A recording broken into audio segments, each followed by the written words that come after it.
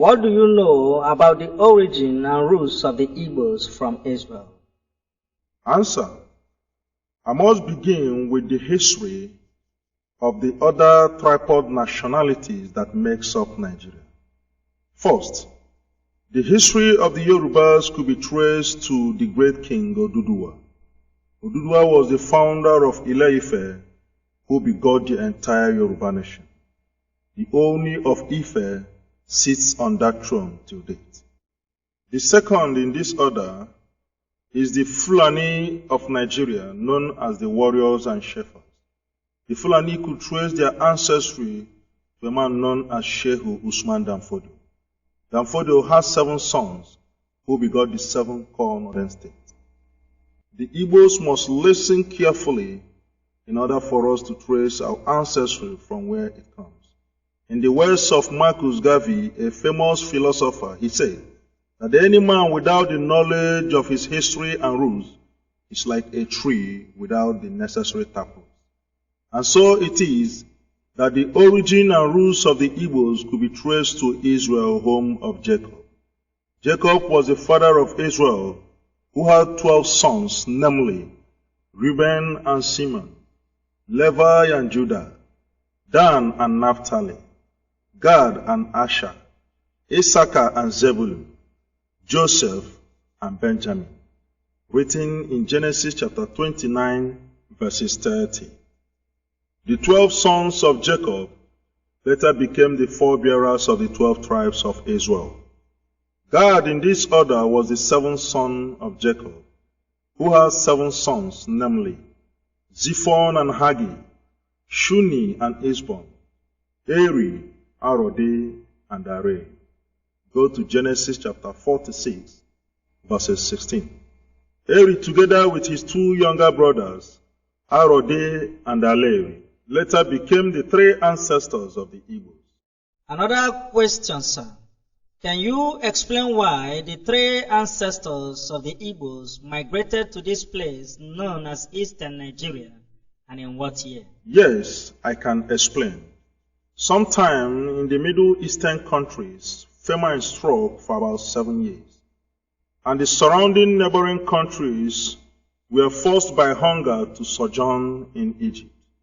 And so Jacob and his families and relations were forced to stay in Egypt. But before this, one of the sons of Jacob, known as Joseph, had been sold to slavery in Egypt by some of his brothers. Joseph later rose to be the governor general of Egypt under a certain king known as Pharaoh. Jacob and his sons and relations who traveled to Egypt were about 70 in number. They lived happily in Egypt until they began to suffer persecution in the hands of the Egyptians. Later, Eri, the 5th son of Gad, foresaw the persecution and wickedness of the Egyptians on the Israel. He decided to live in time. He thought that a time is coming when the Israelis in Egypt will be taken as slaves. And so, Eri left with his brother Arode and Aleri, together with his half-brother who later begot the sons and people known today as the Ijaw nation. A lot of people from the tribes of the Edomites also followed in this journey. The Edomites that followed Eri today later begot the present Edo people of Nigeria. They made their journey through Ethiopia and Sudan and landed in Aguleri around the year 1305 BC. Aguleri is the first ancestral home of the Igbos. Another question, sir. What are the evidences that Eri and his companions first settled in Aguleri, the first ancestral home of the Igbos? The evidences that Eri and his brothers settled in Aguleri are many. There is a house in Aguleri today built by Eri known as Obugad. That house today is a temple and the house of Eri himself. It is still located in Aguleri, known purely today as a tourist center. There is also a Trinity tree at the burial place of Eri. These trees are 3, but strongly united by a single taproot. You can see them in Aguleri till date. Eri was a religious man, very strong and resourceful. He lived with his brothers so closely until they developed one culture and language identity for his descendants to come. This generation was later known today as Igbo. Later, his brother Arode and Areli dispersed to different settlements, making up the various towns of Igbo today. Eri and his companions were not dark in complexion. It is because of the hot climate here that changed their color to the present dark brown.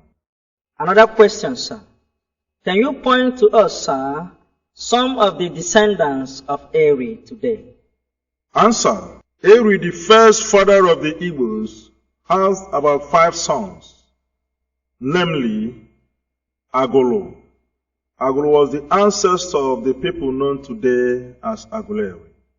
The second son of Eri he named Ata. His descendants could be seen in the present Ata kingdoms of Igala in Kogi State. The third he named Oba, while the fourth he named Hebrew, in remembrance of his origin from Hebrew. The last of his sons, known as Mary, who begot the present Nri kingdom. The Igbos came to be known from the word Hebrew, the name of the first son of Eri. Eri loved his first son so dear that the name Igbo today came from the corruption of the word Hebrew, which is the name of the first son of Eri. The first son of Eri was very fiery and highly spiritual, that he was the greatest in the love of roots and herbs, which he uses for spiritual and magical purposes. His descendants today include Igbo Etiti, Igbo Adagbe, Igbo Eze, etc., what you can know today commonly as the Nsukka people of Nigeria. They fell into the states of Anambra and Enugu under state creation. Till date, the people of Nsukka are hugely feared because of their knowledge of roots and herbs for religious and spiritual purposes. Other descendants of Eri in the present Igbos include Nsukka, Enugu, Oka, Onisha and Nnewi, Ila, Abo, Wale, Ogwashuku, Ibuzo, Asaba, Eziago, Neni, Adazi, Oko, Oreri, Nri, Mpo, Okija, Nando, Nnokwa, Achara. They later made up what you know in the Anambra state of old up to Delta, Kogi, and Enugu. It should be of note that some people of Ibagwa of Nsukka may have had their way through where you know today as Nkano, especially in Nike. That is the reason today the Nkano people sees the Nike as the eldest, known as Ndiji. Till date, in every gathering of the Nkano people, the tradition of kola breaking must be presented to a Nike man. Another question, sir. How old was Eri when he died? And how do the Igbos remember Eri till date? Eri, the first ancestor of the Igbos, died at the age of 140 years. He was buried at Obugad in Aguleri. Obugad could be located till date, that it serves as a tourist place for the Israelites. The native people of Aguleri remember their grandfather Eri so dear. They perform annually a traditional feast in remembrance of the return of Eri.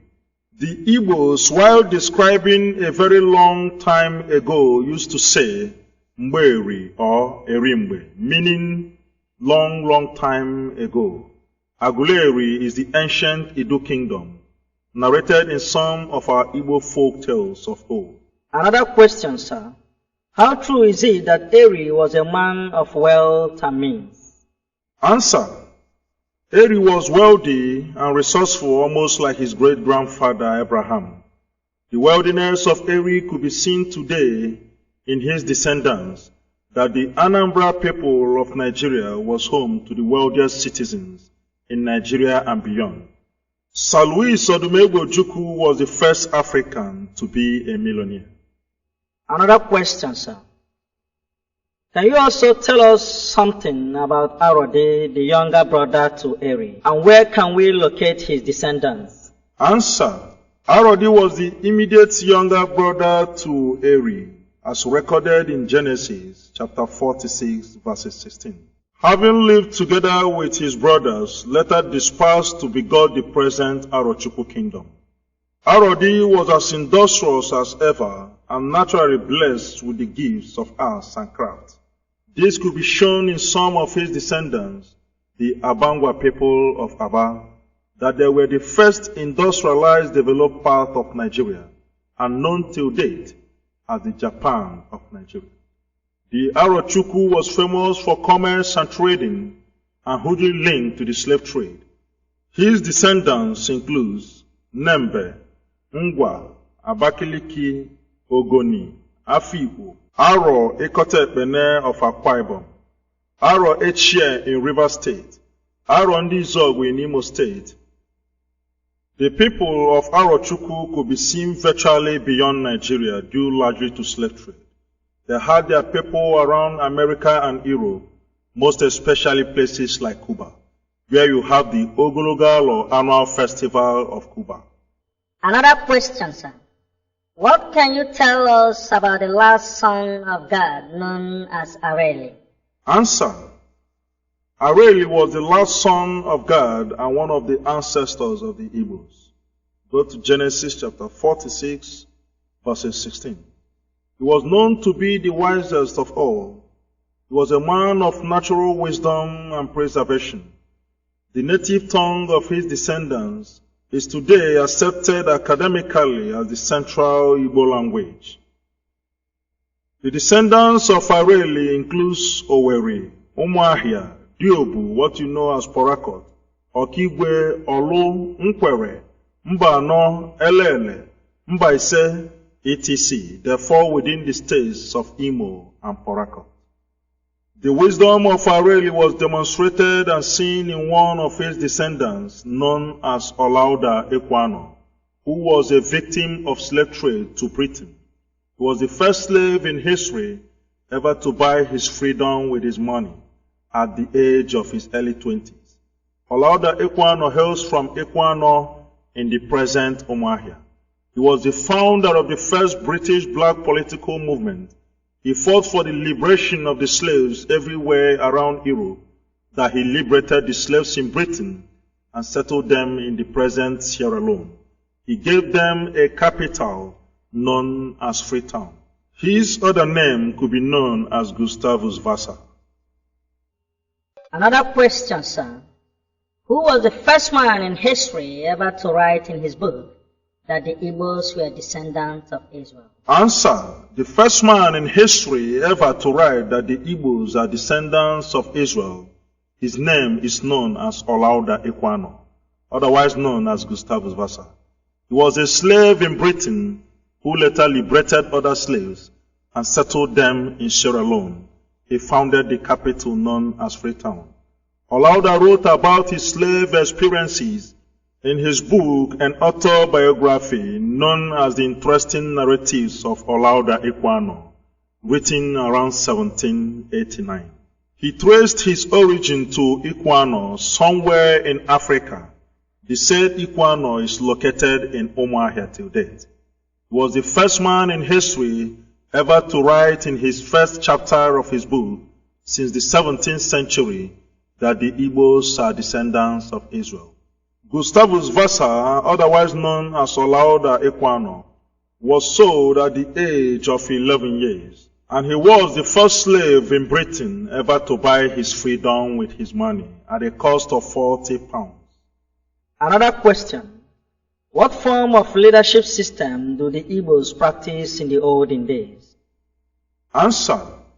Just like the Israel of old, they were ruled by elders and priests. They have no king in the olden days until God appointed Saul, who was the first king over Israel prior to David. And so it is that in the olden days, the Igbos were ruled by elders and priests and council of the people. Today one can observe that since the settlement of the first Igbo ancestors, the Igbos were ruled not by kings, but by titled men and elders and the priests of various oracles. Remember, the oracle in the olden days is a means the Igbos used to pray and consult the Almighty God, known as Chukwu Okuko Obiama. This could be observed in things fall apart. The Israelites too, in this vein, were also formerly ruled by elders and the prophet. Look at the case of Moses, who led Israel to the promised land, until God gave them a man known as Saul, who ruled over Israel prior to David. In this way, the Igbos were ruled by eminent kings known as Eze. For example, Eze E. Chukwuemeka Eri, the man who rules over Aguleri till date. Eze Obidiegwu Onyaso, the man who rules over Nri.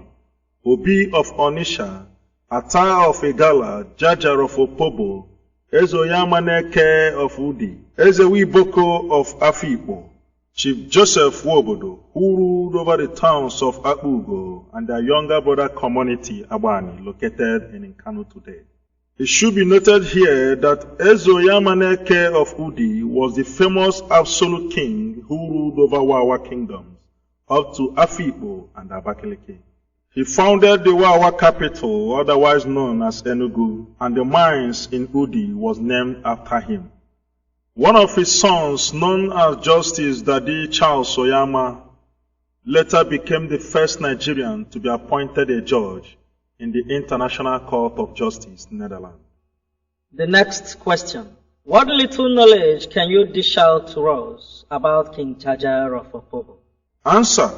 King Jaja of Opobo was a slave boy from Igbo in the present Imo State.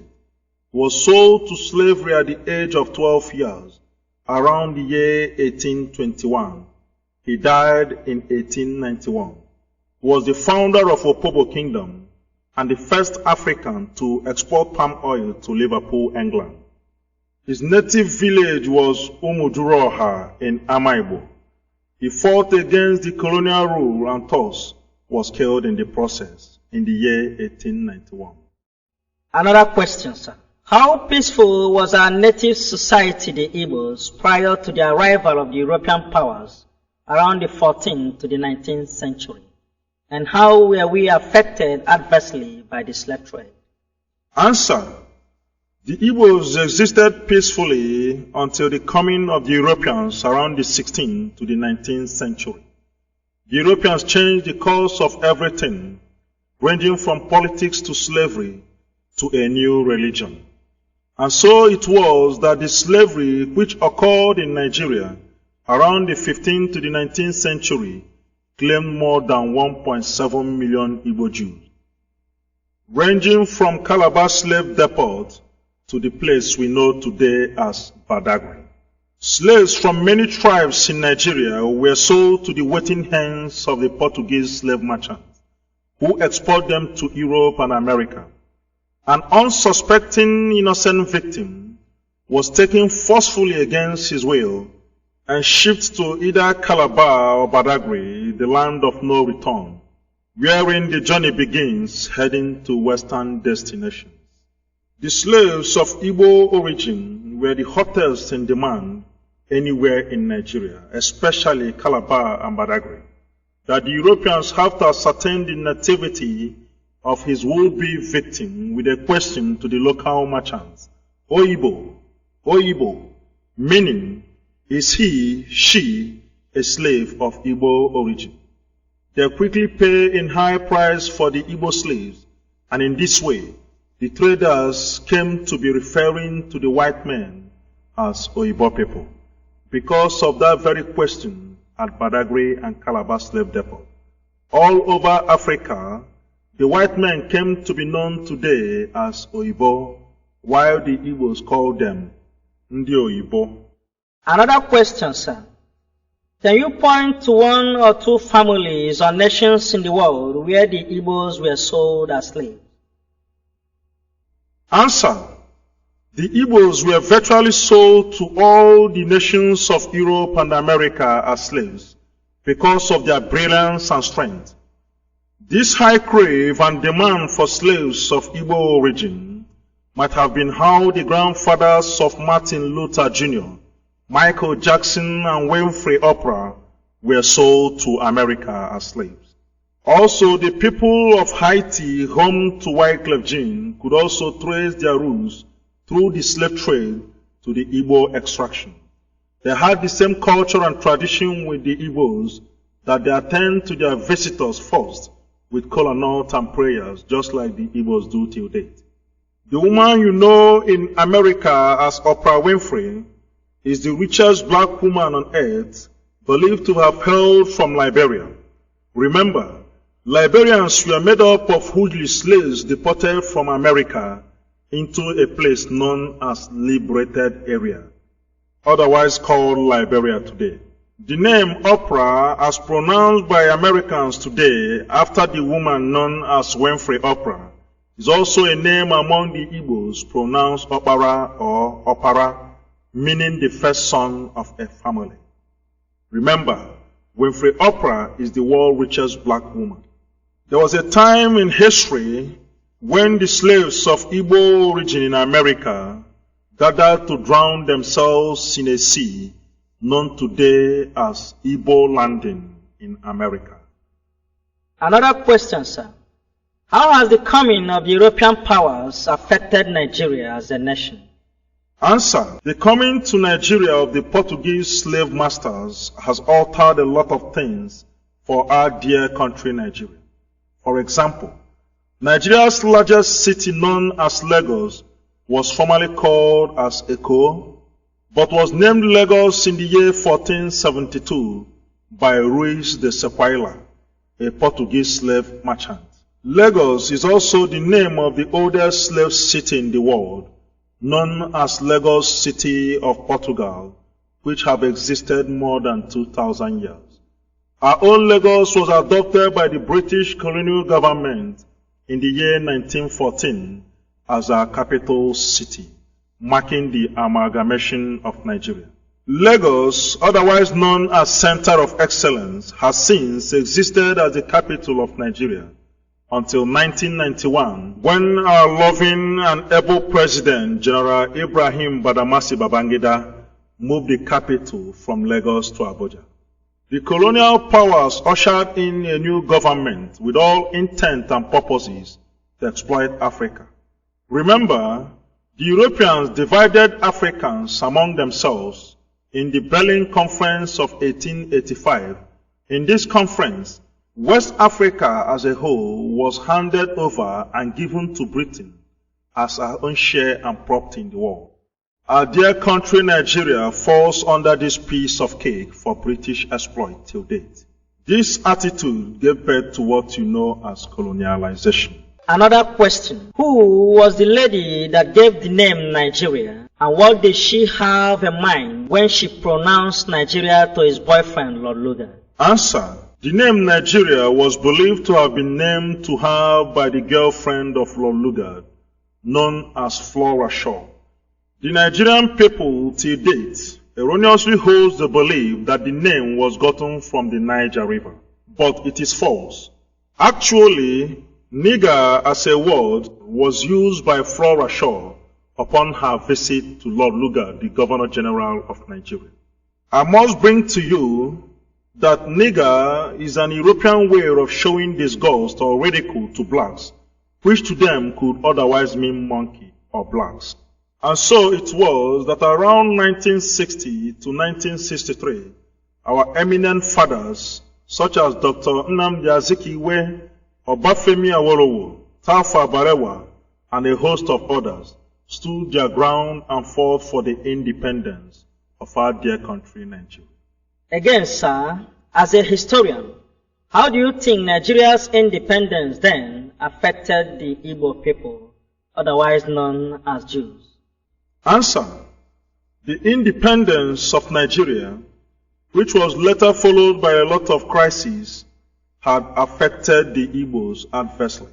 There was crisis between the political and military ranks. This ushered in a military coup led by Major Kaduna Chukwuma Zobo. This blood-sucking coup later led to the emergence of a counter-coup led by the northern military ranks against Ironsi and the Igbos. Gowon later emerged as the nation's new military leader, and under his own clear eyes there was pogrom against the Igbos, which cost more than 45,000 lives. This ill-fated crisis led to a revolt and misunderstanding between the then federal government leader Gowon and the leader of the eastern region known as Odumegwu, and so the war ensued. The Nigerian Civil War, otherwise known as the Biafran War, led to the loss of life of the Igbos in a number of 2, if not 3 million Igbos, mostly women and children who died from starvation and hunger. I must say that the defeat of the Biafrans is an European way of total defeat against the Africans. This could be seen in the publication of a British journalist by name Richard West, who once said, after looking at the Biafran spirit of the war, that the defeat of the Biafrans is inevitably the defeat to the Africans' independence by the Europeans. Another question. What do you know about the origin of the name Biafra? Answer. The name Biafra was traced to a Portuguese early explorer who had come around the rivers of Ogoni known as Bight of Biafra. His name is Joao de Biafra. The word Biafra was first pronounced by Chief Frank Opubo. He hails from Ijo. Odumegwu Ojukwu later adopted that name after his new nation between 1967 to 1970. Going back to Israel again, sir, what can you say about the life of the Igbos and the Jews? Answer. The Jews, otherwise known as Israel, have a lot of things in common with the Igbos. Till date, the name Ada is a name among the women of Israel. It is also a name among the Igbo people till date. Ada is recorded in Genesis chapter 4, verses 19 to 20. The Igbos pronounce Yahweh in every Igbo gathering, especially of elders. Yahweh is pronounced Yah for short. Remember, Yahweh is the name to Jewish God who led the Israel out of Egypt to the promised land. Other examples, if I may say, is the discovery of the star symbol of David by archaeologists in the town of Ibuku. Of course, you know that the star symbol represents Israel. That discovery in Ibuku was later used by the government of Britain upon our penny coins used in 1952. You can also see the royal star symbol of David embedded in every object owned by the Israel, such as the Mercedes-Benz car, which was originally manufactured in Western Germany.